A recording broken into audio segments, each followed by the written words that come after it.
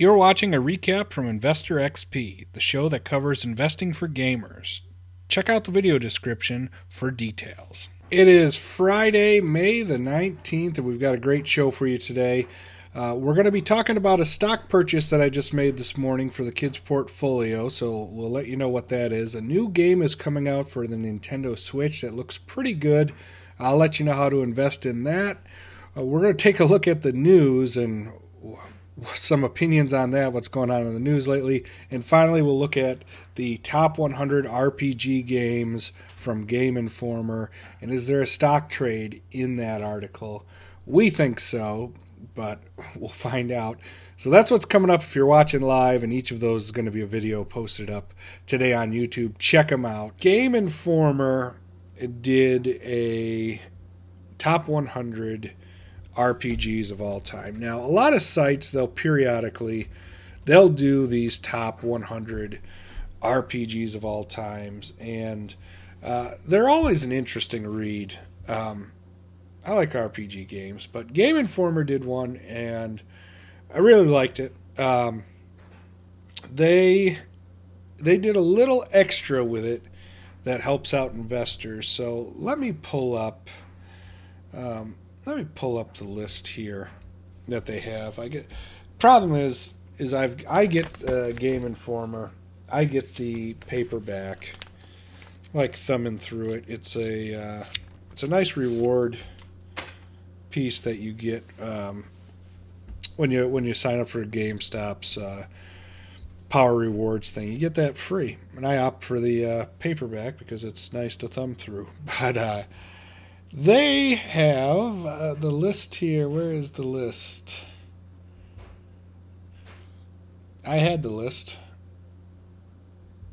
What did I do with the list? I might have to just Google this here. The show is going to get a derail.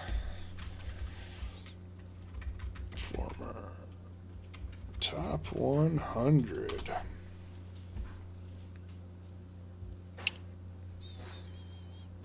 You do my show prep. Okay.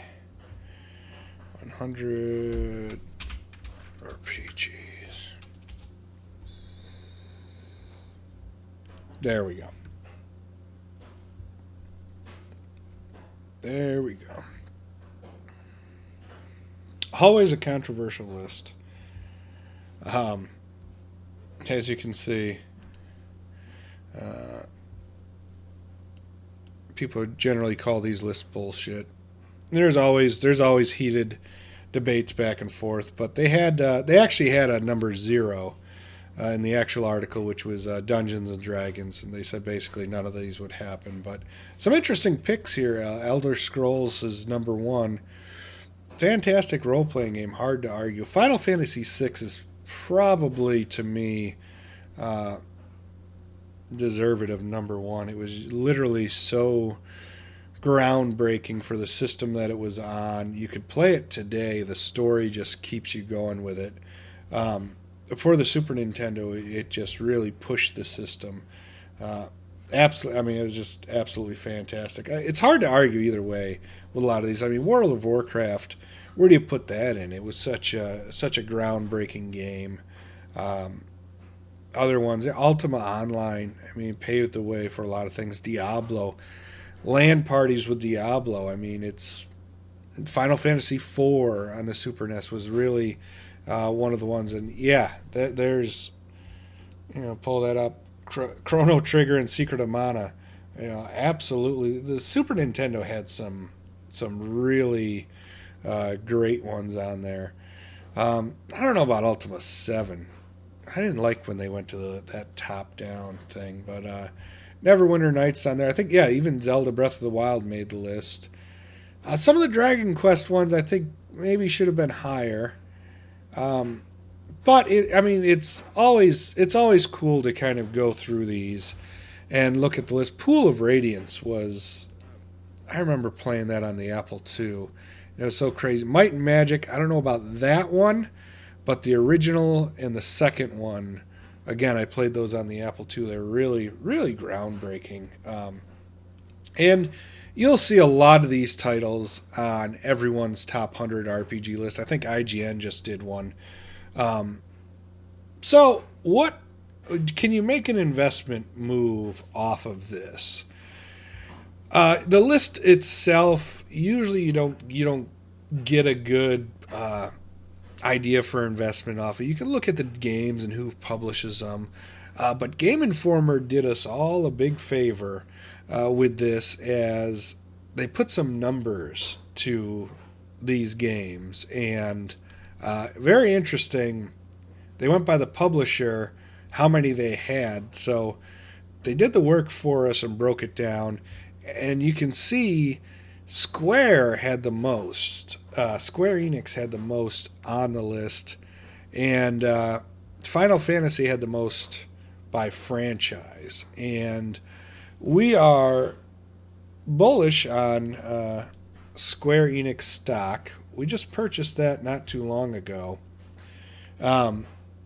We're really looking forward to Project Octopath Traveler.